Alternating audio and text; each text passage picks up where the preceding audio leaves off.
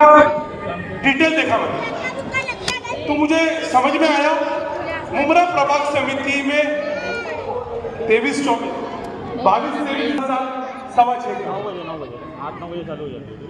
कितना 2.25 करोड़ तीसरा साल 6.25 करोड़ मतलब जिस मुमरा प्रभाग समिति को बांधकाम विभाग में एक साल में 30 करोड़ 20 करोड़ 40 करोड़ ऐसा मिलता था, उस मुमरा प्रभाग समिति को इन 2 सालों में 1 करोड़ 40 लाख और 6 करोड़ रुपए मिला।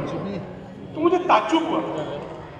हाँ, फिर मैंने मालूमात निकाला कि जब कॉर्पोरेशन डिसॉल्व हुई और कॉर्पोरेशन डिसॉल्व होने के बाद महाराष्ट्र शासन के पास कॉर्पोरेशन का अधिकार चले गया, तो ये पैसा महाराष्ट्र शासन के जरिए कॉर्पोरेशन से होते हुए मिला गया, लेकिन कोई एहसान नहीं किया। ये हम कॉर्पोरेटर का ही पैसा है।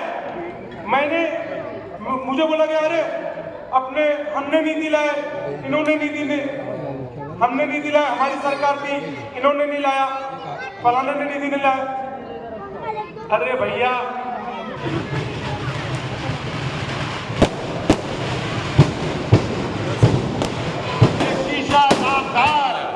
नकलदान आज है, तारीफ जो है करते हैं ईमान बेचकर, उनमें मेरा शुमार कल था न आज है। देखिए हमारे आरती अजीत कैंडिडेट MLA के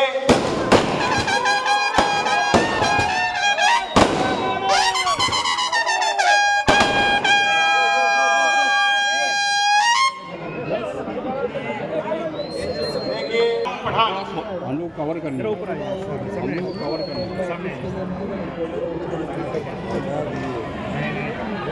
तो मैं ये कह रहा था भाई साहब कि जो निधि का, आरिफ भाई ऊपर आ जाओ, आरिफ पतंग भाई, आरिफ भाई ये बेटा थोड़ा पीछे खड़े आराम से खड़े। माशाल्लाह आरिफ भाई ने बहुत अच्छी मीटिंग रखी है।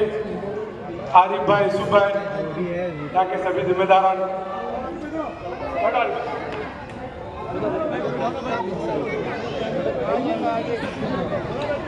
तो मैं ये कह रहा था भाई साहब कि 151 करोड़ रुपए की निधि का जो डंडा बजा रहे थे, उसकी मैंने मालूमात निकाला। तो प्रभाग समिति के अंदर, बांधकाम विभाग के अंदर पहले कार्यकाल में जब से कॉर्पोरेशन डिसॉल्व हुई है, 2.25 करोड़ रुपए आया, 1 करोड़ 66 लाख समथिंग, और फिर एक बार 6 करोड़ रुपए जो बांधकाम विभाग में हम जब कॉर्पोरेटर थे तो बांधकाम विभाग के अंदर खाली बांधकाम विभाग में 25 करोड़ रुपया था। तो इसके हिसाब से हमारी निधि काट के शासन के जरिए कुछ सत्ता में बैठे रहने वालों को दिया गया और ये बताया गया कि ये उनके प्रस्ताव से निधि नहीं आई।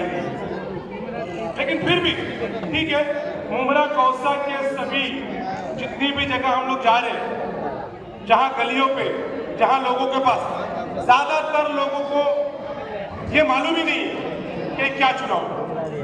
हर आदमी कोई नाला, गटर, रास्ता, ये सारी चीजों का चुनाव कर रहा है। हम लोग आवाम को ये बता रहे हैं ये नाले, गटर, रास्ते का चुनाव नहीं, ना ये पानी का चुनाव है, ना ये स्ट्रीट लाइट का चुनाव है।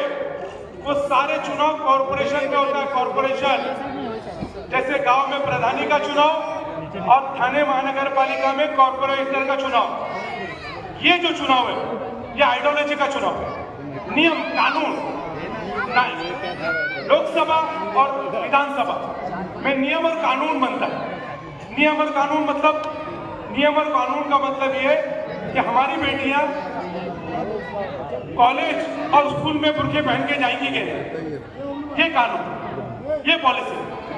हम लोग ट्रेन में दाढ़ी टोपी रख के जा सकते कि नहीं? क्या हमको दाढ़ी टोपी रख के पूछ के मारा जाएगा या हम पे हमला करा जाएगा? इसको बोलते कानून। क्या हमारे बच्चे क्या पढ़ेंगे और हम क्या खाएंगे, ये उसका चुनाव है। तो इसलिए आवाम को गुमराह की तरफ जो लेके जाता है उसको बेदारी करना हम सबका यह फर्ज है। मैं ज़्यादा नहीं कहूँगा, हमारे बीच हमारे बड़े भाई सैयद अली भाई साहब है, वो कहने वाले हमारे विधानसभा अध्यक्ष जमीर खान साहब आ गए। जोर से बजा। हमारे समीम खान साहब तशरीफ ला चुके हैं, हम उनका भी स्वागत करते हैं। मैं समीम खान से कहूँगा कि अपने ख्याल का इजहार करें। सलमान हम लोग हम लोग को मीडिया वालों को कवर करने देना भाई। मीडिया वाले पब्लिक आगे नहीं, इनको पीछे कर दे। मंच पर उपस्थित हमारे लीडर फेमस डॉक्टर जितेंद्र आवाज साहब,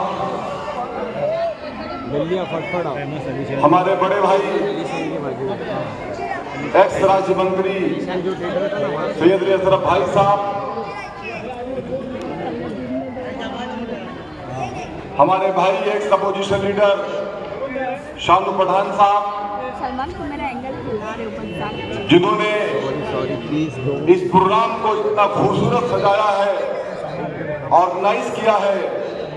मेरे दोस्त, मेरे भाई आरिफ भाई पतंग वाला, यूसुफ भाई पतंग वाले, यहाँ के माजी कॉर्पोरेटर यासीन कुरैशी साहब, मोतीराम भगत जी, हमारे कौसा के बुबरा के ब्लॉक प्रेसिडेंट बबलू शिन्ना साहब, हमारे यूथ के लीडर बबलू सैयद साहब, बिलाल भाई,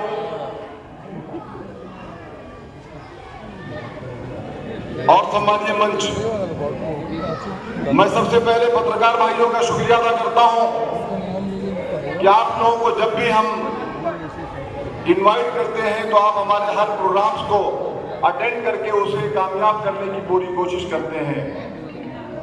और फेमस के यहाँ के हमारे तमाम नौजवान साथियों, पर्दा नशीन माए और बहनें, मैं आपके बीच ये बताने आया हूं कि 2024 का महाराष्ट्र का विधानसभा का इलेक्शन लग चुका है। जोरों शोर में प्रचार चल रहे हैं, जोरों शोर में बहुत सारे लोग आपके बीच में आकर के अलग अलग तरीके की बातें करते हैं। लोग आकर के ये सवाल करते हैं, भाई साहब, कि तुतारी के बारे में, हमारे नेता डॉक्टर जितेंद्र आवाज साहब के बारे में, कि उन्होंने क्या विकास का काम किया है। तो अगर मैं विकास का काम गिनाने लगूंगा तो बहुत वक्त लग जाएगा, लेकिन कुछ मुख्य काम जो है वो मैं आपके बीच बताने के लिए आया हूं। मैं चौपाटी से स्टार्ट करता हूं कि उसकी भी मेहनत डॉक्टर जितेंद्र आवाज साहब भाई साहब की। आज इतना खूबसूरत गेट बना है, एम गेट। पहले हम मुंब्रा रेलवे स्टेशन से मुंबई का सफर करते थे भाई साहब, हमें याद है कि वो मुंब्रा रेलवे स्टेशन भी साफ सुथरा नहीं था। आज अल्हम्दुलिल्लाह बहुत खूबसूरत, जब से वो एम गेट बना है वो खूबसूरत हो गया। कुछ लोग जाकर के अपनी नेतागिरी को चमकाने के लिए 25 दिन तक, 20 दिन तक, 15 दिन तक की बात करते हैं। जाकर के मुंब्रा रेलवे स्टेशन में बैठ करके हमारे नेता डॉक्टर जितेंद्र आवाज साहब को, सैयद अली भाई साहब को झुठलाने के लिए जाकर के वहां पे बैठ करके वो लोग वहां पे अमरन अनशन की बात करते थे और वहां बैठ करके वो बोलते थे कि जब तक कि कब्रिस्तान जो एमए मोइली में डॉक्टर जितेंद्र आवाज साहब की कोशिशों से, बड़े भाई सैयद अली अशरफ भाई साहब की कोशिशों से हमारे शहर को मिला है, उसको बदनाम करने के लिए किसी तरीके से डॉक्टर जितेंद्र आवाज साहब का नुकसान पहुंचाने के लिए कह रहे थे कि जब तक कि वो लीगल कब्रिस्तान साबित नहीं हो जाएगा हम इस आंदोलन से उठेंगे नहीं। आज मैं उन्हें ये जवाब देना चाहता हूं इस मंच से और मीडिया के माध्यम से। आज की प्रेस कॉन्फ्रेंस में हमारी डॉक्टर्स की मीटिंग थी। आज अल्हम्दुलिल्लाह शहर के तमाम डॉक्टर्स ने डॉक्टर जितेंद्र आवाज साहब के साथ उन्होंने सपोर्ट का ऐलान करते हुए कहा हम तमाम डॉक्टर साहब के साथ में हैं। उस प्रेस कॉन्फ्रेंस में डॉक्टर जितेंद्र अवाड साहब ने वो सातवारा दिखाया जो सातवारे के ऊपर वो कब्रिस्तान बनी हुई है एमए बोली की, और वो लीगल है, वरना सातवारे पे नाम नहीं होता था, सर्वे नंबर के साथ में है। तो ये सब झूठी बातों को लेकर के जो लोग ऐसी गिरी हुई हरकतें करते हैं, शमीम खान उन्हें कहना चाहता है कि कम से कम कब्रिस्तान तो छोड़ दो, कम से कम मस्जिद की बातें छोड़ दो, मदरसे की बातें छोड़ दो, वरना तुम्हारे में और बीजेपी की सोच के लोगों में क्या फर्क रह जाएगा। कहते हैं क्या काम किया डॉक्टर जितेंद्र अवाड साहब ने। मैं एक वाकया बताना चाहता हूं। जब कोरोना के हालात थी, कोरोना के हालात में शहर में 14 कम्युनिटी किचन सेंटर चलाया जा रहा था। मुझे याद है आरिफ भाई, इसी कंपाउंड के अंदर आप और भाई साहब ने भी सेंटर लगाया था, कम्युनिटी किचन सेंटर लगाया था। डॉक्टर जितेंद्र अवाड साहब ने एक बैनर लगाया था कि हमारे शहर में कोई भूखा पेट नहीं सोएगा। उस वक्त हम लोग डॉक्टर जितेंद्र अवाड साहब की पूरी टीम, शानू भाई और तमाम बबलू सैयद, बबलू शिंदा, पूरी टीम सब मिल करके मुफ्ती साहब हम लोगों ने जाकर के कम्युनिटी किचन सेंटर हर वार्ड के अंदर चालू किया था। इवन घर घर जहां पे जरूरत थी तहां स्लम इलाके के अंदर हम लोग खाना पहुंचाते थे। लेकिन यही डॉक्टर जितेंद्र अवाड साहब जब पॉजिटिव हुए, वेंटिलेटर पे चले गए, उसके बाद आप लोगों की दुआओं से अल्हम्दुलिल्लाह आज वो आपके बीच में बैठे हुए हैं। लेकिन वो फर्स्ट हुए था भाई साहब, मुझे आज भी याद है जब हम सब पॉजिटिव हुए थे, जब शमीम खान भी पॉजिटिव हुआ था। ये कहते हैं हम लोग क्या करते हैं, क्या काम करते हैं। तो जब मैं मेरे घर से निकला था हॉस्पिटल के लिए, तो मैंने अपने बच्चों को जब देखा था तो मुझे एहसास हुआ था कि शायद ये मेरे बच्चों से मेरी आखिरी मुलाकात होगी। उसके बाद हमारी फैमिली भी पॉजिटिव हुई। साहब के घर से तकरीबन 30 से 35 लोग, पूरी बॉडी जितने भी सिक्योरिटी थी, यहाँ तक रोता भाभी, सब लोग पॉजिटिव हुए। उस वक्त कहा था तुम शहर के अंदर, अल्लाह ताला ने आप लोगों की दुआओं से हम लोगों को सलामत रखा। हम आपके बीच खड़े होकर अपनी बातें रख रहे हैं। लेकिन तब ये कहा थे, शमीम खान पूछता है इनसे, उस वक्त तुम कहा थे जब नारायण राणे,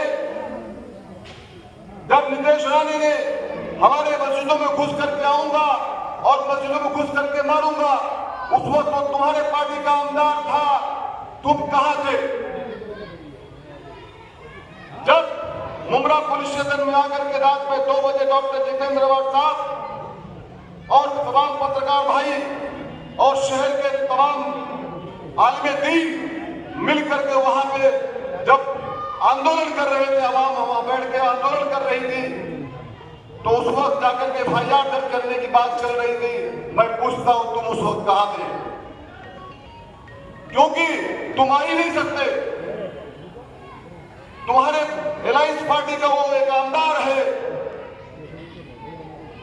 जब हमारे किसी हुकूक की लड़ाई के लिए आप नहीं आ सकते हो, फिर बातें क्यों करते हो बड़ी बड़ी? साफ साफ कहो। अभी कुछ दिनों के पहले आपने किसी एक स्टेट प्रोग्राम से बीजेपी का नाम भी ले लिया है कि हाँ मैं बीजेपी के साथ, बीजेपी फला फला फला हमारी अलायंस पार्टी है। शहर समझ चुकी है। डॉक्टर जितेंद्र अवाड को बदनाम करने की कोशिश मत करो। तुम्हारा चेहरा साफ है कि तुम बीजेपी अलायंस पार्टी के साथ में हो। ये पूरा मुमरा शहर समझ चुका है और मैं आप लोगों से यही कहना चाहता हूं, आप लोग पूरी ताकत के साथ डॉक्टर जितेंद्र अवाड साहब को अपना कीमती वोट देकर उन्हें कामयाब करें। नहीं तो हमारे हुकूक की लड़ाई लड़ने के लिए कौन हमारे लिए आगे बढ़ेगा? देश के अंदर अगर कोई 5 लीडरों में से अगर कोई लीडर आवाज उठाता है तो डॉक्टर जितेंद्र अवाड साहब की उसमें एक आवाज होती है जो हमारे हुकूक के लिए लड़ता है, हमारे हुकूक के लिए बोलता है, हमारे हुकूक की लड़ाई लड़ता है। वो ये नहीं देखता है कि आने वाला सुबह मैं रहूंगा या मुझे लोग मार देंगे। कभी उनकी बेटी को मारने की बात की जाती है, कभी डॉक्टर जितेंद्र वाल को गोली मारने की बात की जाती है, कभी उनके गाड़ी पे पत्थर लेके मारा जाता है। ये कौन करता है ये चीज? ये कहीं ना कहीं आरएसएस और बीजेपी के लोग करते हैं। यही आरएसएस और बीजेपी के लोग, अनवर भाई बताना चाहूंगा मैं आपको, मुमरा शहर नहीं गलवा के अंदर प्लानिंग कर रहे हैं कि किस तरीके से डॉक्टर जितेंद्र वाल को शिकस्त दिया जाए, किस तरीके से उन्हें घर बिठाया जाए। और लोग कहते हैं कि जितेंद्र वाल को मुमरा गलवा से निकाल कर फेंक देंगे रफीक कामदार साहब। अरे मैं तुमसे सवाल करता हूं, पहले जो बैठे हुए लोग हैं, पहले जो मुमरा गलवा की आवाम है, पहले वो जब वो डॉक्टर जितेंद्र वाल को अपने दिल से नहीं निकाल सकती है, अपने दिल से नहीं निकालती है, तो तुम कैसे उन्हें गलवा मुमरा से बाहर निकाल सकते हो? जो प्यार, जो मोहब्बत आप लोगों ने डॉक्टर जितेंद्र वाल साहब को और जितेंद्र वाल साहब ने आपको दिया है, वो कोई छीन नहीं सकता। मैं अपनी बात इसी बात के साथ खत्म करता हूं कि आपका निशान हमारा निशान तुतारी बजाता हुआ आदमी है, जिसका जो ईवीएम मशीन होगी उसमें उनका फोटो होगा जितेंद्र वाल साहब का, उसमें नंबर 1 का बटन दबाना है। 20 तारीख की सुबह फजर की नमाज के बाद आप निकले, अल्लाह ताला से दुआएं करें कि अल्लाह ताला महाराष्ट्र के अंदर हमारे लीडर को इतनी ताकत के साथ वो जीत करके आए कि इंशाअल्लाह ताला महाराष्ट्र में मुमरा गलवा का नाम हो कि डॉक्टर जितेंद्र वाल साहब को भारी लीड से ताकत के साथ वो कामयाबी मिली है। तो आप लोग वो पूरी ताकत से उन्हें वोट दें और कामयाब करें। ये कामयाबी हम सब की कामयाबी है। बहुत बहुत शुक्रिया आरिफ भाई, आप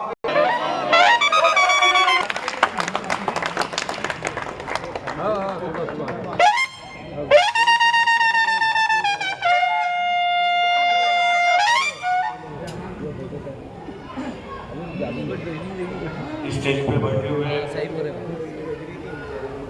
हमारे नेता डॉक्टर जितेंद्र अवार्ड साहब, मैं सब लोगों से एक अपील करना चाहता हूँ कि थोड़ी देर शांत होकर बैठे, थोड़ी देर बस प्लीज। हम लोग तुम्हें बैठ जाए, नाम भूल जाओ। मोतीराम भगत, हमारा छोटा भाई शानू पठान साहब, हमारे हर दिल अजीज जो है उमरा कोसा के अध्यक्ष शमीम खान साहब, यासीन कुरैशी साहब, बबलू सैयद साहब, बिलाल शेख साहब, खातिक साहब, हमारा ब्लॉक प्रेसिडेंट बबलू शिमना, हमारे मालिक साहब,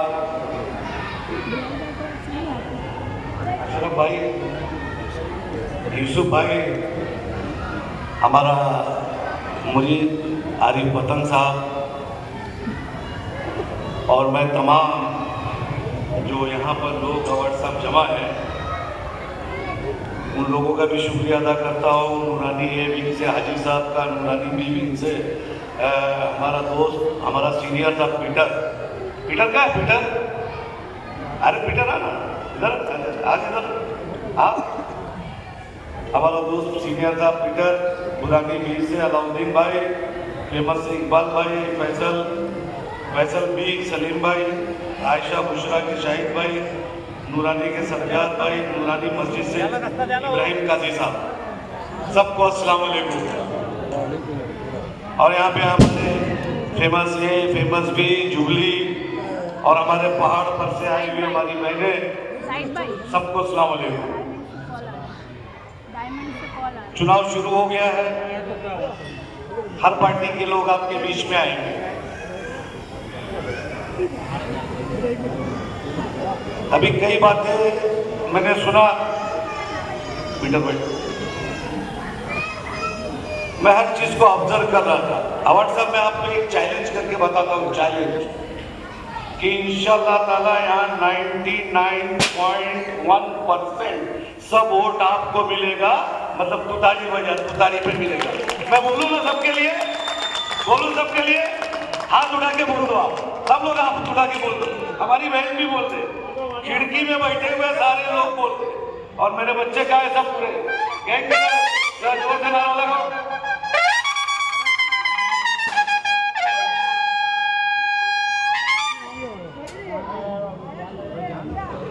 अवार्ड साहब ने काम किया, इसमें कोई शक नहीं। ठीक है, भी चुनाव लड़ने के लिए लोग आते हैं तो कोई ना कोई अपनी बात करता है।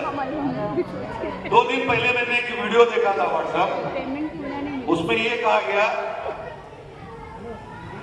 कि आरिफ क्या पतंग कट जाएगी, पतंग आपकी इंशाअल्लाह ताला कट जाएगी। आरिफ और यूसुफ की पतंग हमेशा आसमान में उड़ते रहे। एक चीज, चुनाव को चुनाव के तरीके से लड़ो, किसी को धमकी उमकी देने का काम मत करो, ये सब अच्छी बातें नहीं है। लोगों के बीच में आओ। एक दौर था व्हाट्सएप, कोविड का पीरियड था, पूरा ये सामने जो भी बिल्डिंग बन रही है, ये पूरा मैदान जो है खिदमत खल के लिए वक्फ कर दिया गया था, और आपका जो अनाज आता था उसके अंदर हम, जब आप बीमार पड़ गए तो आना बंद हुआ, उसके बाद भी हमने अपना किचन बंद नहीं किया। ये फेमस का हर शख्स बताएगा। और हमने लाइन लगा के बैठने का काम नहीं किया, घरों के फ्लोर पे जाके देख छोड़ देते थे, जिसको लेना है वो ले और जिसको नहीं लेना है मत। तो यहाँ पर काम हुआ था, पुलिस की कार्रवाई हो गई, आरिफ के ऊपर पुलिस का हमला हो गया, लेकिन यही फेमस के पूरे लोग थे कि पुलिस से लड़ गए और पुलिस को मारपीट करके धक्का देके बाहर निकल गए। तो जब काम की बात आए तो हम लोग करें, और जब चुनाव लड़ने की बात आए तो कोई भी आ जाए। मैं आप लोगों से एक ही अपील करने आया हूं कि जिस तरीके से हमने 15 साल से जितेंद्र अवार्ड को असेंबली में भेजा, ठीक है, मैं ये मानता हूं कि खामियां किस में नहीं है और कहां नहीं होती है। फरिश्ते को छोड़कर हम इंसान हैं, गलतियां हमसे भी होती है, और मैं बड़े खुले तौर पे बोलता हूं कि अगर हमसे कोई गलती हुई है तो आप हमें माफ करें। जिस तरीके से डेवलपमेंट हुआ, काम हुआ है, लोग बोल रहे आधा अधूरा है, अभी काम नहीं हुआ, अभी काम नहीं हुआ। मैं पूछना चाहता हूं कि जब 5 साल हो जाएगा ना, तो सारे काम, कॉलेज से लेके हर इमारत खड़ी रहेगी मुमरा की शान। दोस्तों, बहकाने के लिए लोग आएंगे, आपको बहकना नहीं है। हम महाविकास आघाड़ी के साथ हैं। जिस तरीके से पार्लियामेंट में हम साथ थे, कि आज भी पार्लियामेंट की बात ये कही जाती है कि मुमरा की तारीख ने, मैं हमेशा बोलता था कि कॉर्पोरेशन में लोग चुनाव देते हैं, पार्लियामेंट में लोग चुनाव में वोट नहीं करते थे, लेकिन अब की बार, और उसके लिए हमको दूसरे लोग ये कहा करते थे कि मुमरा में पार्लियामेंट की वोटिंग नहीं होती, उधर जाने होने का नहीं। लेकिन अब की बार जिस तरीके से हमने पार्लियामेंट के वोट किया है, लोग दहशत में आ गए। एक अनजान औरत को हमने सेक्युलरिज्म और कम्युनलिज्म की तारीख लिखने के अंदर हमने 1 लाख वोट से उसको यहां से जिता के भेजा था। दोस्तों, इसी पेटेंट पे हमको, लोकसभा की पेटेंट पे हमको वोट करना है, और उसी तरीके से वोट करना है जिस तरीके से हमने लोकसभा में किया था कि बगैर बोले, बगैर कोई कार्यकर्ता, बगैर कोई बिल्डिंग में गए हुए लोग गुस्से का वोट किए थे, और इस बार भी हमको गुस्से का वोट करना है। हमको महाविकास आघाड़ी महाराष्ट्र में सत्ता चाहिए। मॉब लिंचिंग महाराष्ट्र में बंद होना चाहिए। मस्जिद पे हमला बंद होना चाहिए। जिस तरीके से मारा जाता है मुसलमान को, उस तरीके से बंद होना चाहिए। कम से कम जब महाविकास आघाड़ी की सरकार आएगी तो ये जो आरिफोइयों को बचाने का काम कर रहे हैं, ये जेल में जाने का काम होगा। और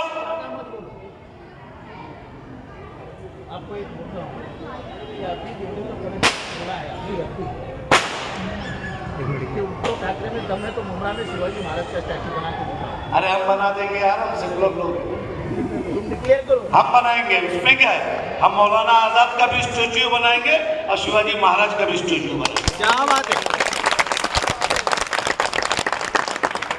अरे शिवाजी महाराज हमारे इस स्टेट के महाराष्ट्र के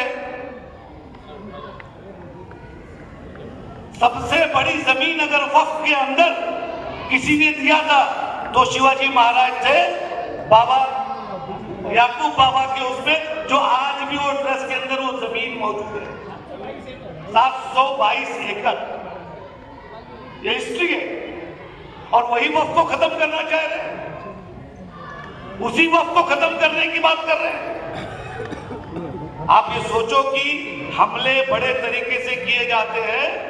अगर आप लोग हमारे नौजवान, खास करके मुमरा के नौजवान, मेरे को तो पूरी उम्मीद है ये पट्टे में तो किसी को अपन घुसने नहीं देंगे। आप लोग अच्छे बोल लो, पक्का पक्का आने नहीं देना जरा भी। बीजेपी अलायंस नहीं चाहिए तो नहीं चाहिए, पक्का एकदम 100% नहीं होगा। चाहे कोई आ जाए, कहीं से आ जाए, देवेंद्र फडणवीस को लेके आ जाए, मोदी जी को लेके आ जाए, अमित शाह को आएगा तो पत्थर तो जरूर मरवाऊंगा। सही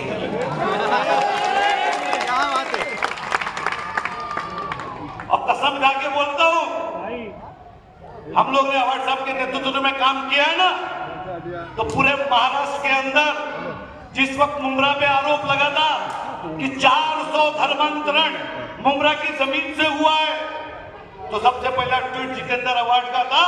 और यूपी गवर्नमेंट को नोटिस देने वाला आपका ये छोटा भाई सईद अली अशरफ है, जिसको आज तक जवाब यूपी गवर्नमेंट नहीं दे रही है अवार्ड था। और हमारा वकील डर गया था कि बाबा का यूपी में कुछ भी हो सकता है, बाबा वहां से हो सकता है वकील के ऊपर डकैती का केस, मेरे ऊपर डकैती का केस डलवा के हमको उत्तर प्रदेश बुलवा दे।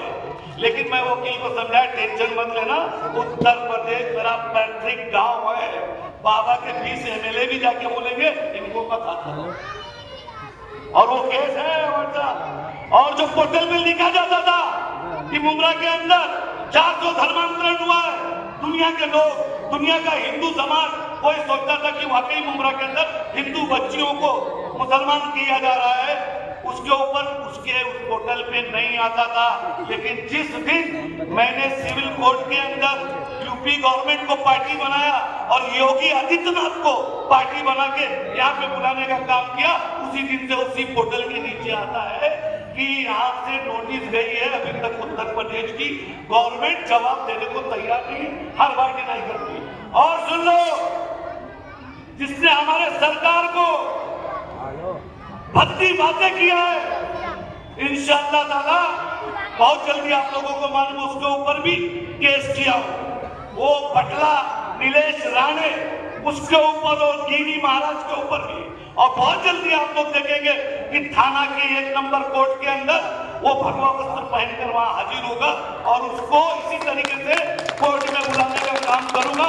महाराष्ट्र का वो भी पहला केस है। 5 तारीख थी, 5 तारीख को नहीं आएगा, 10 को आएगा, 10 को नहीं आएगा, 15 को आएगा। और इंशाअल्लाह ताला जब वो आएगा तो सामने सईद अली अशरफ खड़ा रहेगा कि आज के बाद किसी भी मुसलमान कभी किसी के धर्म के बारे में नहीं बोलता है, किसी भी धर्म के पैगंबर या उनके जो भी बड़े लोग होते हैं उनके बारे में नहीं बोलता है। हम तो राम की इज्जत करने वाले लोग हैं, कृष्ण की इज्जत करने वाले लोग हैं। मुसलमान के धर्म में एक चीज बता दी गई है, लकुम दीनुकुम वलिय दीन, आपका दीन आपको मुबारक, हमारा दीन हमको मुबारक। और हमको मना किया गया है कि किसी भी बड़े धार्मिक आदमी को बुरा मत कहो, क्योंकि जब आप बुरा कहेंगे तो वो भी आपको जवाब में बुरा कहेगा। लेकिन हिंदुस्तान के अंदर जब से भाजपा की सरकार इस मुल्क में आई है, सिर्फ और सिर्फ हिंदू मुस्लिम मुसलमान को इस हिंदुस्तान में कितना जलील कर सकते हैं उतना जलील करने का काम इस मुल्क के अंदर जब से मोदी और ये लोगों की सरकार आई है। आपसे आप आगे बात हो रहे, लोग बोलते हैं कि हमने पार्लियामेंट में वोट दे दिया, उसको बना दिया।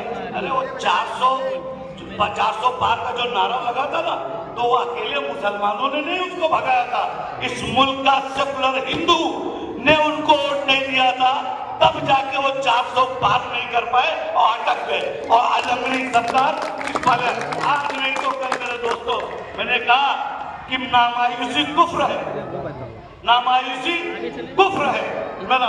और हम इस चीज को यकीन मानते हैं, हमारे रब से यकीन है कि इंशाअल्लाह ताला एक दौर आएगा कि यही नीतीश कुमार या यही चंद्रबाबू नायडू इनकी सरकार गिराएंगे और ये दिल्ली से वापस गुजरात की तरफ जाएंगे। दोस्तों, ज्यादा ना बात करते हुए मैं एक ही बात करता हूं कि आप लोगों को इंडिपेंडेंट बदलना पड़ेगा।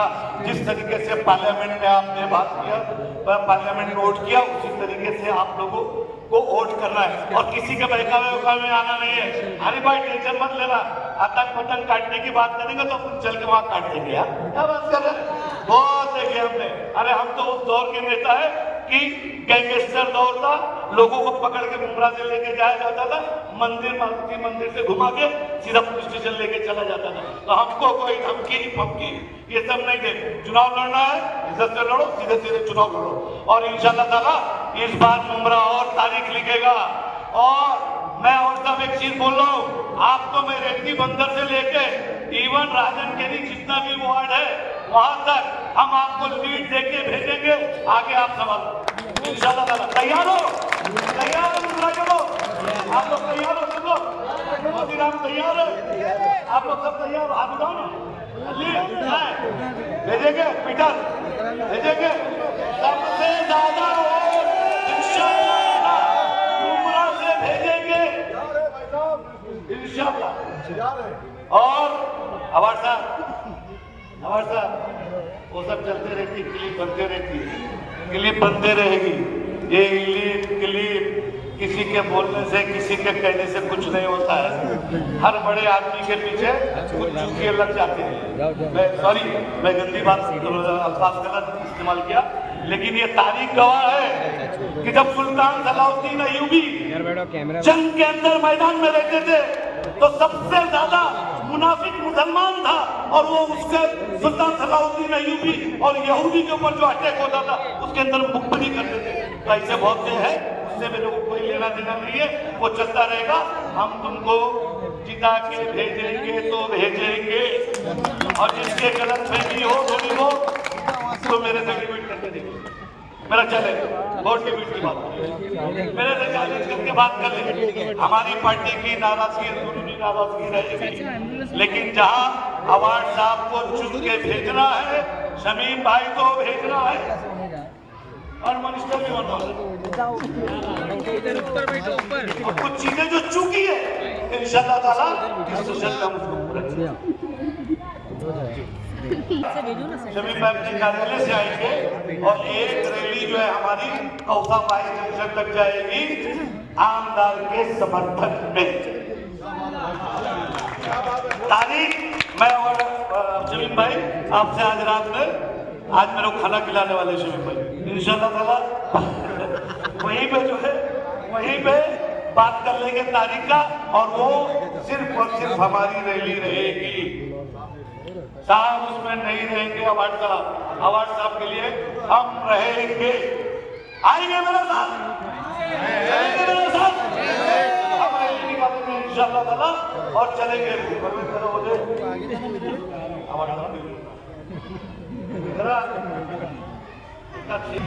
हम पर अभी लगेंगे इल्जाम कहीं, अवार्ड साहब हम पे लगेंगे अभी इल्जाम कहीं। अभी हम सफर में हैं, घर नहीं पहुंचे। और दूसरा शेर है हमारे क्रांतिकारी शायर का कि मुझ में 1000 खामियां हैं माफ कीजिए, मुझ में 1000 खामियां हैं माफ कीजिए, पर अपने आईने में कोक भी तो साफ कीजिए। साहब इल्जामी लगाते रहोगे, कहानी खत्म। लेकिन इंशाअल्लाह ताला अब जब तक 22 तारीख की पोलिंग नहीं कराएंगे, जब तक चैन से नहीं बैठेंगे, खुदा हाफिज। और मैं एक बात बताता हूँ और साहब कि मैं भी महानगर पालिका में जब 100 नंबर का वार्ड था और मैं जीता था तो फेमस और जुबली के लोगों ने ही मुझे जिताया था। और ये गली से और इस एरिया से मुझे मोहब्बत है। यहाँ का 70 साल का आदमी भी मेरा जानने वाला है, 35 साल की लड़का भी जानने वाला है और अगर उसकी शादी हो गई, बच्चा है, वो भी मुझे जानने वाला है। तो इंशाल्लाह ताला बड़े फख्र के साथ कहता हूँ कि इंशाल्लाह ताला आपको यहाँ पे 100%, 99 में 100% वोट देंगे। जय हिंद, जय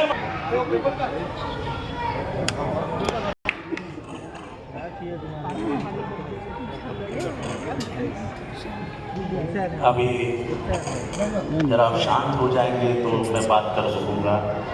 जरा भी बातें मत करो। सुनने का तो मुझे शांति से बोलते।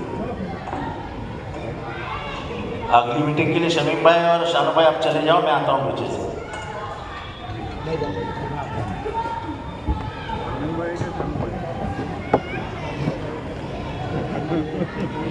मंच पे बैठे हुए सभी नेतागण, मेरे सामने बैठे हुए सभी बुजुर्ग, मेरी बहनें और मेरे सब नौजवान दोस्तों, मुझे याद है आरिफ, मैं जब 2009 में आया था तब इधर ही हमने पहली सभा ली। आरिफ भाई जरा सुनो ना, हमको नहीं सुनोगे क्या? हाँ, नहीं सुनेगा तो कान पकड़ लूंगा। तो इधर ही मीटिंग हुई थी और हर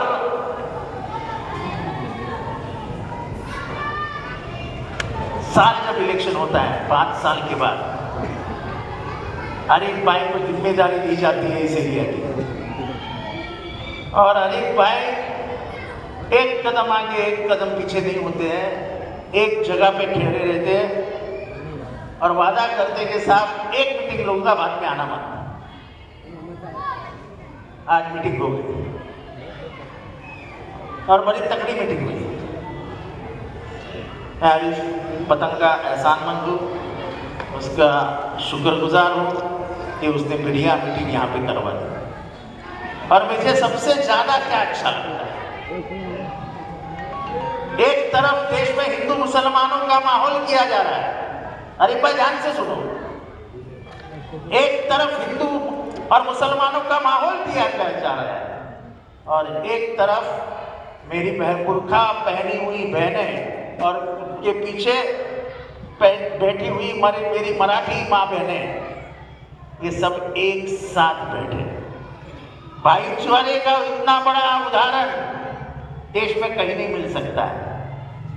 ये पूरा ऊपर का पट्टा मराठी पट्टा है, पूरा ऊपर का पट्टा, पर पिछले 40 सालों में माचिस की कारीगरी गिरी, इतना अपनापन है।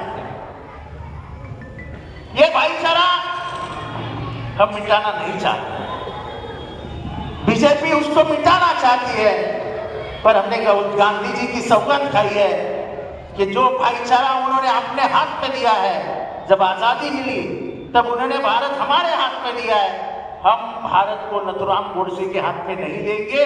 जिसने गांधी जी का खून किया था वो इस देश का पहला अतिरेकी, उसकी विचारधारा इस देश में चलेगी नहीं, वही बीजेपी की विचारधारा है। निहत्थे आदमी को मारना ये बीजेपी की पहले से आदत है। संविधान को विरोध करना ये बीजेपी की पुरानी आदत रही है। संविधान को आज नहीं बदलना चाहते हो। जब हमें आजादी मिली और 1950 में जब हमने संविधान लाया, तभी संविधान ये नहीं है, हम इसको मानते नहीं हैं, ऐसे कहा था आरएसएस। जिस तिरंगे की आप मोदी बात करते, घर घर तिरंगा, घर घर तिरंगा, घर घर तिरंगा, हमें आज भी याद है कि 1950 में जब ये तिरंगा को कॉन्स्टिट्यूशनल मान्यता मिली, संविधान के तहत उसको मान्यता मिली, अपना तिरंगा संविधान में भी है, ऐसा ही तिरंगा नहीं लहराता है। संविधान में बाकायदा उसको पास किया है कि तिरंगा कैसा रहेगा, उसका रंग कितना रहेगा, क्या रहेगा, सब संविधान में लिखा है।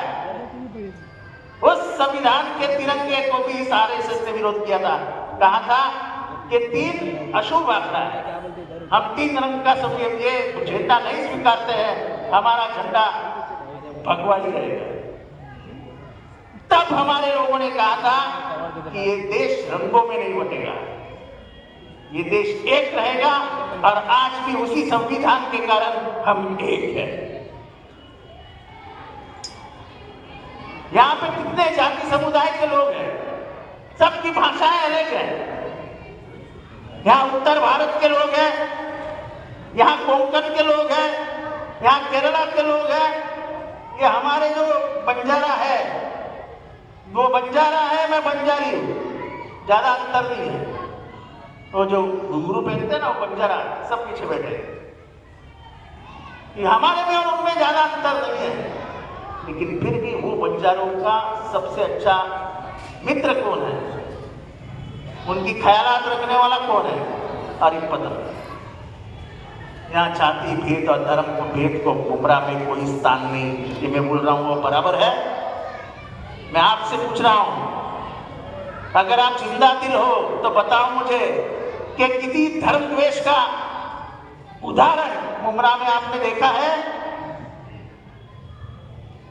कभी मुमरा में किसी हिंदू भाई को मारा है? किसी मुसलमान को हिंदी भाइयों ने मारा है? तो मुमरा का नाम क्यों बदनाम करते हो? आप जो सुन रहे हो ना, उसके ऊपर मुझे चेहरे पे जवाब दिखना चाहिए, तब बोलने में मजा आती है। वरना मैं बोल रहा हूं और मेरी तरफ आप अंधे के जैसे देख रहे हैं, कोई मजा नहीं आता। भाषण दो तरफा होना चाहिए। मैं अगर सवाल पूछूं तो आप उसका जवाब भी देना चाहिए। मैं जब बोल रहा हूं कि भाईचारा सबसे ज्यादा इस गली में दिखता है, नीचे मुसलमान रहता है, ऊपर हिंदू रहता है, दररोज वो इधर से आता जाता है, लेकिन उसको डर नहीं लगता है। ये भाईचारा और कहीं नहीं दिखेगा। उसके लिए तो तालियां बजाओ। अब तुम्हारी तारीफ भी कर रहा हूं तो तुम उसके लिए भी तालियां नहीं बजाओगे। जब भाषण सुनते हो ना, तो भाषण की मजा लेने के लिए भाषण करने वालों को आपकी हंसी, आपका गुस्सा दिखना चाहिए। ये कोई कॉमेडी शो नहीं चल रहा है, यहाँ विचारों का आदान प्रदान हो रहा है। एक ऐसी विचारधारा इस देश में है जो हमें आपस में लड़ा रही है। वो विचार लेने का काम, लाने का काम इस देश में आरएसएस ने किया था। इस विचारधारा को आगे लेके जाने का काम बीजेपी कर रही है कि नहीं? अरे जोर से बोलो ना। अरे जरा मर्द के जैसे आवाज निकालो यार। अरे उनको पूरा लेने का, ये क्या बोलते ना, हेड ऑन समझते हो ना, कि पूरे अंग पे लेने का काम मैं कर रहा हूं और तुमको आवाज देने में भी और है, ये क्या है? अरे मेरे मर्दे को जैसी आवाज चाहिए। हम लड़ने वाले हैं, हम डरने वाले नहीं है। हमारे यहाँ प्रचार करने वाले भाई साहब बोलते हैं कि बीजेपी का डर दिखाते हैं। डरते कौन है भाई? हम डरते तो एक ऊपर रहता है और दूसरे पे मैं डरता हूँ, बाकी कौन किसी को डरता है मुझे मालूम नहीं। मैं दोनों ही चीजों से डरता हूँ, एक ऊपर वाला और एक मेरा बाप शरद पवार। बाकी मैं किससे भी नहीं डरता। मेरे माँ बाप तो है नहीं, बेचारे न जाने कहाँ है। लेकिन जिस बाप ने मुझे गरीबी से उठाकर चलने को सिखाया, राजनीति में उंगली पकड़ के चलाया और इस मुकाम तक पहुंचाया, उस शरद पवार के एहसान में कभी भी नहीं भूल सकता हूं। ये पार्टी किसकी थी? ये पार्टी किसकी थी? राष्ट्रवादी कांग्रेस पार्टी किसकी थी? बोलिए भाई। उनको एक दिन आधी रात में ऐसा धक्का मार के घर से निकाला कि नौजवान गिरते गिरते बच गए।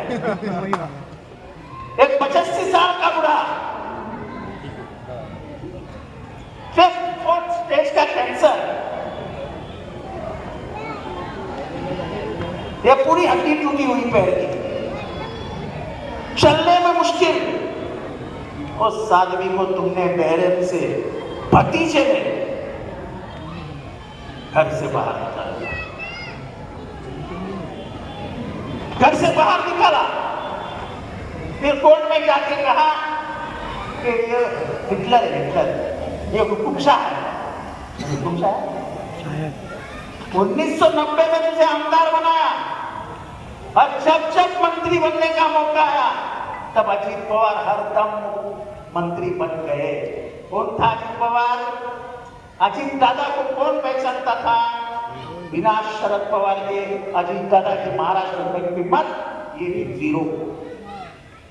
जिस शरद पवार ने उसको बनाया, आगे मौका मिलते ही बीजेपी के डर से उनको घर से बाहर तो निकाला, लेकिन उनके हाथ में जो घड़ी थी ना, वो भी ऐसे खींच ली।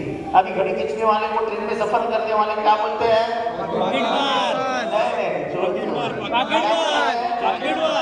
जरा जोर से बोलो, क्या बोलते हैं? जोर से अपने भाई, क्या बोलते हैं? तो मैंने बोला तो क्या गलत बोला? अरे हमारे बम्बैया भाषा में अगर ट्रेन में मेरी घड़ी मारी गई तो मैं उछल के पीछे क्या बोलता है? अरे पाकिट मारने मार दी यार। अभी तुमने शरद पवार के हाथ की घड़ी छीन ली और खुद के हाथों में पहन के गली मोहल्ले में घूम रहे हो, तुम तो पाकिट मारो। पाकिट मारो के सरदार थे, पाकिट मार का सरदार होता था ना। मुझे सब स्टोरी मालूम है कि पाकिट मार का हीरो कौन था, कहाँ बैठता था। अपन उसको जाके बोले दोपहर में कि मेरा पाकिट ये ट्रेन में कुर्ला में मारा गया है, तो बोलता था दूसरे दिन आ जाओ, मिल जाएगा। उनका हेड होता था ना कोई मुखिया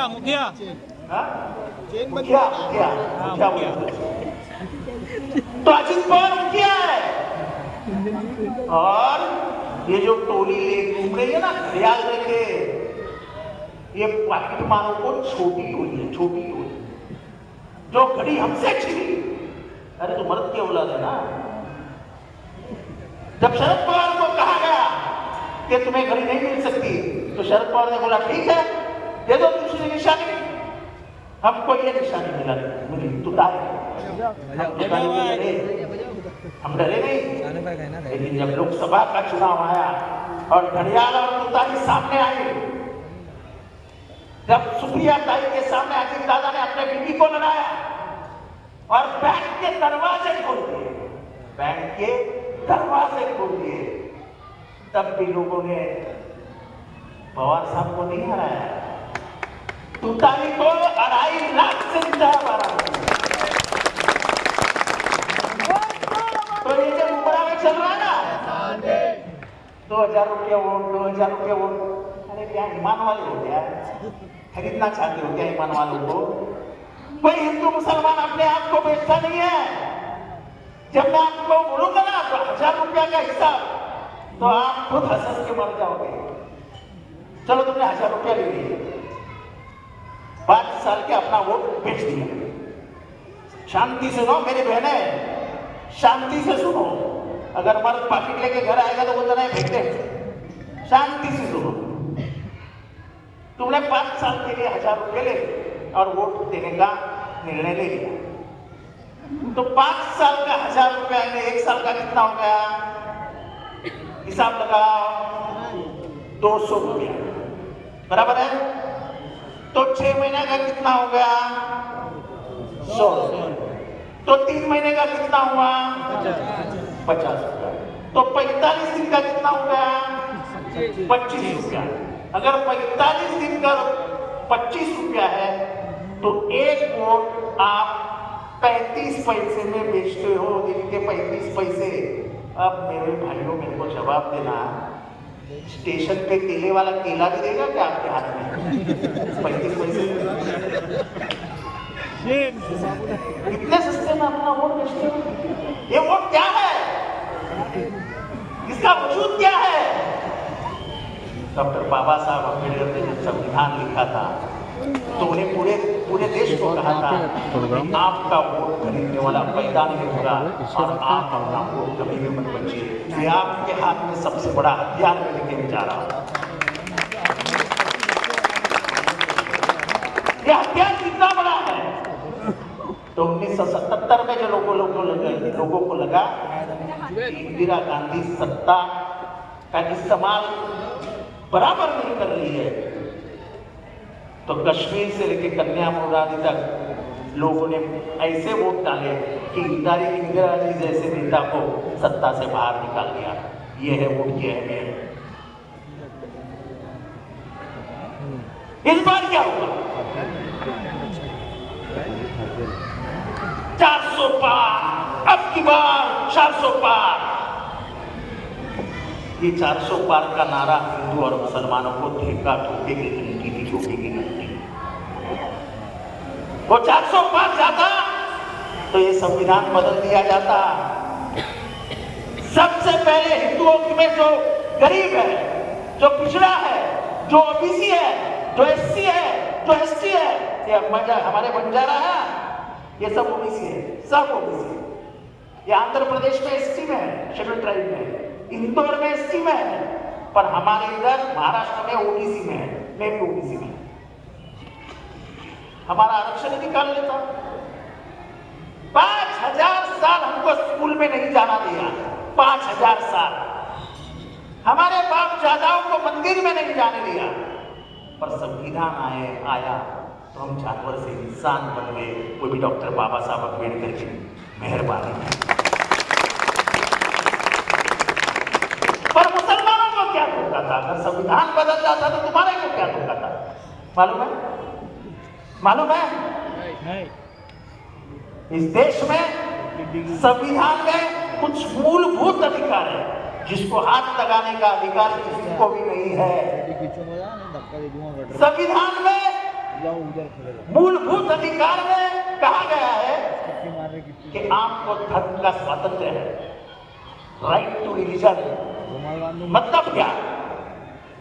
तो संविधान अनुसार आप जिस धर्म पे हो उस धर्म में जो भी कानून है, जो भी रीति रिवाज है, उसका आप उसके पीछे आप चल सकते हो, उसका समर्थन आप कर सकते हो, और वो कानून अगर आप निभाना चाहते हो तो सरकार जिंदगी में उसको रोक नहीं सकती। आपको आजादी है धर्म की।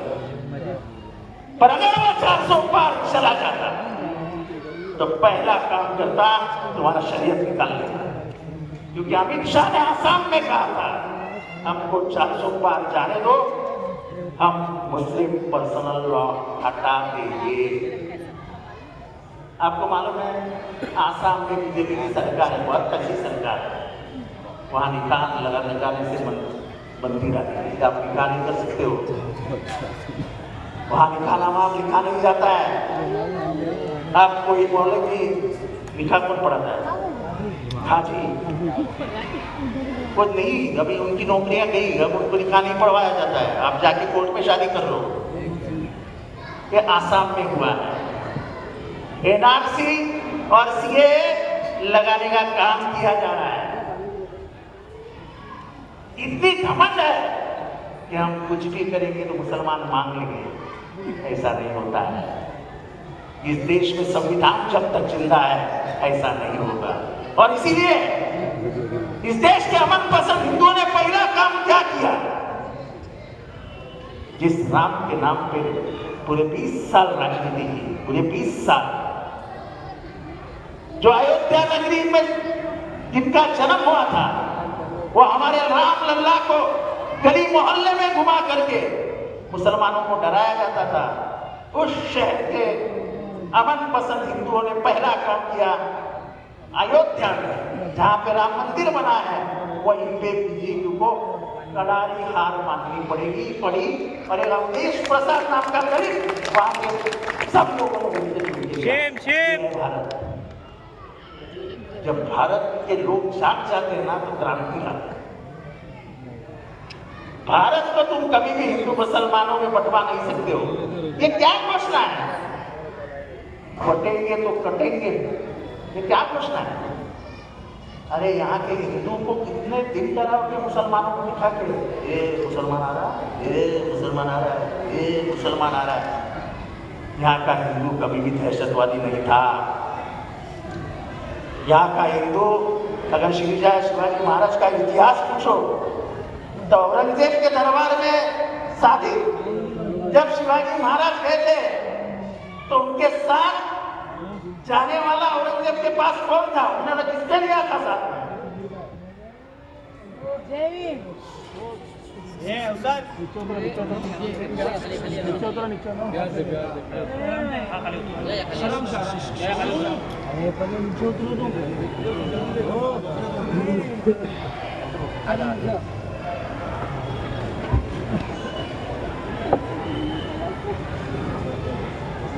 जब औरंगजेब के दरबार में गए थे तो उनके साथ वो बुद्ध को लेके गए थे। उस सैनिक का नाम था मदारी महतर, वो जात से मुसलमान, धर्म से मुसलमान। जब औरंगजेब के चाल चलन कुछ ठीक नहीं, ऐसा जब शिवाजी महाराज को समझ में आया, मदारी महतर को समझ में आया, तो मदारी महतर ने कहा शिवाजी महाराज को, हमारे में मुझे मराठी इतिहास में लिखा है की लाख मेले तरी चालतील पण लाखाचा पोशिंदा जगला पाहिजे। लाख लोग मर गए तो चलेंगे, लाखों को जिंदा रहने वाला जिंदा रहना चाहिए। उन्होंने शिवाजी महाराज जिस पे सोए थे कहा कि तुम निकल जाओ, मैं इस पे सो जाता हूँ।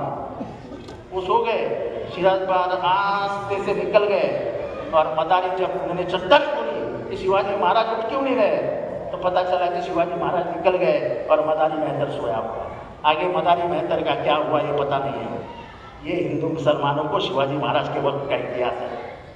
जो भाई साहब ने कहा शिवाजी महाराज एक ही बाबा के पास जाते थे, एक ही बाबा, एक वो तुकाराम महाराज के पास जाते थे जो संत थे।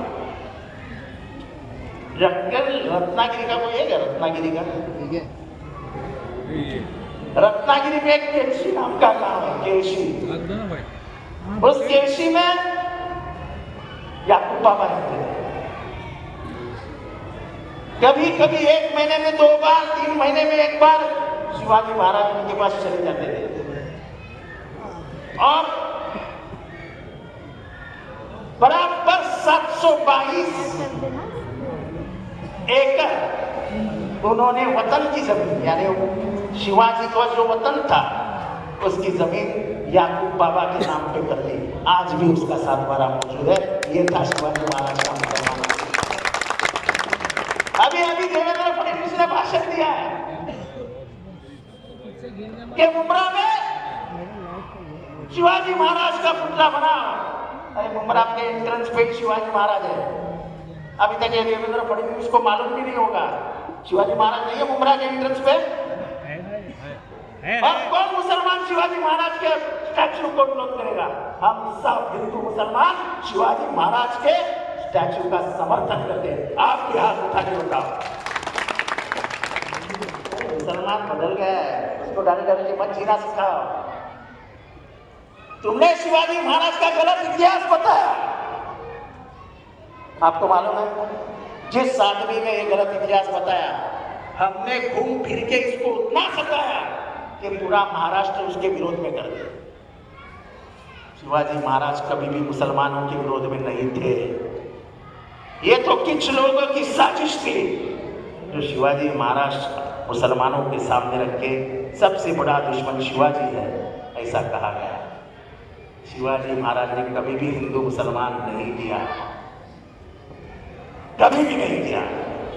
और इस महाराष्ट्र की जो विचारधारा है वो विचारधारा शिव फुले शाहू अम्बेडकर के। फुले साहब ने पहला क्या किया, पहला काम क्या किया? तो ये देश में औरतों को पढ़ाया नहीं जाता था। उनकी एक सहेली थी फतेह फातिमा भी, वो मुसलमान थी, अमीर थी। ज्योतिबा फुले भी अमीर थे। तो उन्होंने एक महिलाओं के लिए स्कूल खोले। पथराव हुआ उनके घर पे, गोलियों से मारने की धमकी मिली हिंदुओं से, फिर भी हमारी सावित्री माई और फातिमा भी पीछे नहीं हटे। कहा जो करना है कर लो, हम महिलाओं को सिखाएंगे। और उस दिन महिला शिक्षण शुरू हो गया। आज जो इतनी पढ़ी लिखी महिलाएं दिख रही है महाराष्ट्र में, वो सब महात्मा फुले, सावित्रीबाई फुले और फातिमा बी की देन है, वरना महिलाएं इस महाराष्ट्र में पढ़ती हैं। पूरे देश में पहली स्कूल जो खुली वो महाराष्ट्र में खुली और वो हमारे सावित्रीबाई फुले, फातिमा बी और ज्योतिबा फुले ने की। शाहू महाराज वो चाहते थे कि सबको शिक्षण मिलना चाहिए। वो गांव से लड़के लाते थे सीखने के लिए। रहेंगे कहाँ?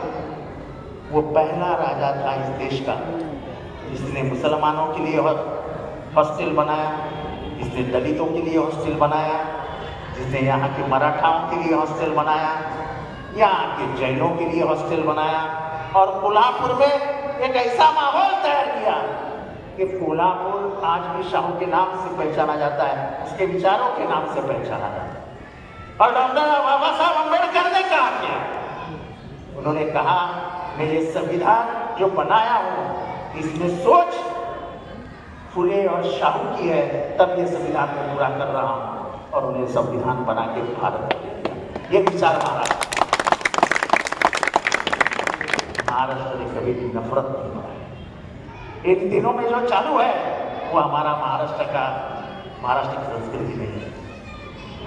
विशालगढ़ में जो हुआ, जब पुलिस को बताया जाता, कलेक्टर को 15 दिन पहले बताया जाता है कि विशालगढ़ में कुछ होने वाला है, कलेक्टर ध्यान नहीं देता है। ये 5 तारीख थी, 5 जुलाई, बराबर ना? 12 जुलाई को जाके शाहूवाड़ी पुलिस स्टेशन में बोलते हैं कि विशालगढ़ में कुछ लफड़ा होने वाला है, संभाल के रहो। अभी मालूम नहीं मुझे कितने जन विशालगढ़ गए, पर मेरे बाजू में आदमी है जो विशालगढ़ गया है। विशालगढ़ जाने का एक ही रास्ता है, अगर तुम मुंब्रा का रास्ता नाकाबंदी करके बंद कर सकते हो, तो विशालगढ़ का एक रास्ता नाकाबंदी करके बंद नहीं कर सकते हैं क्या? नहीं किया कुछ। 200 लोग चढ़ गए रास्ते से और सुबह होते ही पूरा दरगाह तहस नहस कर। वो दरगाह कब बना था मालूम है? उसके बनाने की तारीख है 1058, यानी 1058 में वो दरगाह बना था। मेरे बराबर आज से 1300 साल पहले का दरगाह था। फिर गजापुर से चल के उतर के आए। गजापुर नाम का गांव है जहाँ पे मुश्किल से 10% 15% मुसलमान रहेंगे, लेकिन शिवाजी महाराज के वक्त का गांव। उधर एक अच्छी मस्जिद थी, मस्जिद में घुसे, पूरी मस्जिद तोड़ डाली, कुरान फाड़ डाला। अब आगे की बात सुनो। गांव में घुसे, ना हिंदू का घर देखा ना मुसलमान का घर देखा। जहां भी गए औरतों के जवारात खींच लिए, घर में घुस के तिजोरियां तोड़ दी, और वहां का हिंदू मुसलमान दोनों साथी भाई जंगल में भाग गए। डंके तो कोई गांव, कोई जात, कोई धर्म नहीं होता है। पर मेरा सवाल गवर्नमेंट से ये है कि अभी तक वो बच्चे अरेस्ट क्यों नहीं हुए जिन्होंने दरगाह तोड़ा? अभी भी मस्जिद तोड़ने वाले को अरेस्ट क्यों नहीं किया है? नबी के शान में गुस्ताखी करने वाले गगनगिरी गंगागिरी कोई है? आज छगन भुजबल ने उनको हार करना, क्या किया? हार करना है। अजीत पवार उससे चर्चा करते हुए दिखाई देते। फोटो हम झूठ तो नहीं बोल सकते, आज की दुनिया में सब फोटो आते हैं। अजीत पवार उनको सेकुलर बनाते हैं, सोच मेरी है ऐसे बताते हैं। तो कैबिनेट में मांग क्यों नहीं की कि गंगागिरी महाराज को अरेस्ट करो? सुप्रीम कोर्ट ने कहा है, मैं नहीं कहता हूं, सुप्रीम कोर्ट ने कहा है कि कोई भी धर्म के खिलाफ कोई नफरत का भाषा बोलेगा तो बिना कंप्लेंट उसको अरेस्ट कर दो। तो वो गंगागिरी महाराज बाहर क्यों है? क्योंकि उसको बीजेपी का समर्थन है। हमारे मुख्यमंत्री कहते हैं गंगागिरी महाराज के बाल को हाथ नहीं लगाने, बाल को मत लगाओ। लेकिन इस देश को कानून को तो मानो। जब देश का कानून कहता है कि उसको अरेस्ट करना चाहिए तो अरेस्ट करो। ये हाजी मलंग दरगाह, वहां पे आता है टी राजा, क्या गंदी बातें करता है, क्या गंदी बातें करता है। शर्म नहीं आती सरकार को? हम उसको अरेस्ट नहीं करने देते। 2 महीने के बाद भाई साहब पड़गा आने वाला था। पड़गा के लोगों ने मेरे को फोन किया कि साहब तो क्या हो, टी राजा आने वाला है। मैंने जाके कमिश्नर से मुलाकात की, मतलब साहब माहौल क्यों खराब है? आपको मालूम है पड़गा भिवंडी से कितना नजदीक है, क्यों क्या चाहते हो क्या? तब जाके पुलिस ने बताया कि हम उसको परमिशन नहीं देंगे। जिनने परमिशन मांगी थी उनको बुला के बोला हम इस एरिया में टी राजा को आने नहीं देंगे। इस देश में जब भी अत्याचार और अनाचार होता है तो सवाल पूछने वाला आदमी आके खड़ा होता है। और मेरी आदत है, जहां भी कहीं अत्याचार होता है, जितेंद्र रावत पहला सवाल। ये जब भाई साहब धर्मांतरण का पूछ रहे थे तो मैं पहला उठा जाके पुलिस स्टेशन में पूछा, मुझे एक बताओ यार जिसका धर्मांतरण हुआ, एक आदमी।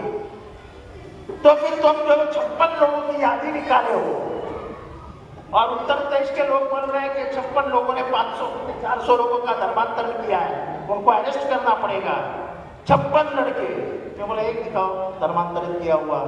जब उन्होंने मेरे हलचल देख रहे हैं तो बोले कि उनको समझ में आया कि ये हाथ के बाहर निकल जाएगा मुद्दा। चुपचाप 12 घंटे में प्रेस रिलीज निकाली, प्रेस कॉन्फ्रेंस दी और कहा मुंब्रा में एक भी धर्मांतरण नहीं हुआ। जो 3 बच्चे पकड़े थे ये गवाह है। हमने चुपचाप पुलिस को संदेशा भेजा कि ये मत करो, मुंब्रा का माहौल खराब मत करो। चुपचाप रात को शाम को किसी को भी बोला नहीं, किसी ने सुना नहीं, बच्चों को पुलिस स्टेशन के बाहर छोड़। आपको एक ऐसा नुमाइंदा चाहिए क्या जहां भी अत्याचार होगा, अनाचार होगा, खड़े होकर सवाल पूछे। मुंब्रा में क्या हालत है? 2009 के पहले भाई साहब कितने बार पुलिस आती थी? गुलशन कुमार का मर्डर हुआ, आरोपी किधर से थे? मुंब्रा, कोई संबंध नहीं। सबसे बड़ी बात, मुंब्रा में 4 कश्मीरी पकड़े गए, बेचारे वॉचमैन थे, वॉचमैन। ये मुझे क्यों मालूम है? तो उस वक्त का कमिश्नर मेरा बहुत खास दोस्त था, शंगारी। मेरा शंगारी साहब ये क्या है? वो बेचारे वॉचमैन, 1200 पगार भी नहीं हुई, अब तुम उनको बमकान में लेके जा रहे? बोले आती की है बाबा, नहीं मालूम। तो बोले नहीं तेरे तो ये समझता नहीं, ये सब करना पड़ता है, आईबी की इंफॉर्मेशन। ये बड़ा नाटक रहता है, ये आप में भी कुछ ऐसे चलता है। नहीं, आईबी ने बोला है, क्या बात, क्या बोल वाले या वो हमेशा आईबी नहीं, सवाल ऐसा है, मैं आपको बताता हूँ मुझे गम किस बात है। वो 4 लोगों को पकड़ा जो बेगुनाह थे। मैं पहले दिन से बोल रहा था कि वे बेगुनाह थे। 17 साल के बाद जेल से बाहर आए, जब कोर्ट ने कहा इनके ऊपर गुनाह साबित नहीं होता है। 17 साल में उनके बीवियों का क्या हुआ होगा? 17 साल में उनसे संसार का क्या हुआ होगा? उनके बेटी बच्चे जो भी होते होंगे, उनके माँ बाप क्या हुआ होगा? सरकार को कोई लाज शर्म है तो नहीं? मुसलमानों को अंडर डालना तो सरकार के बाएं हाथ का खेल है, डाल दिया।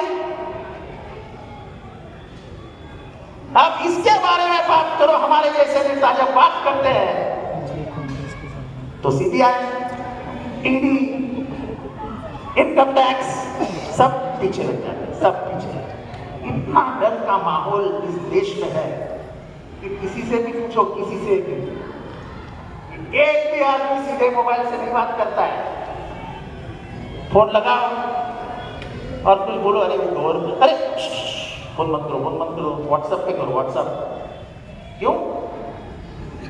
क्योंकि हम आजादी खो दी है, हमारी आजादी छीन ली है।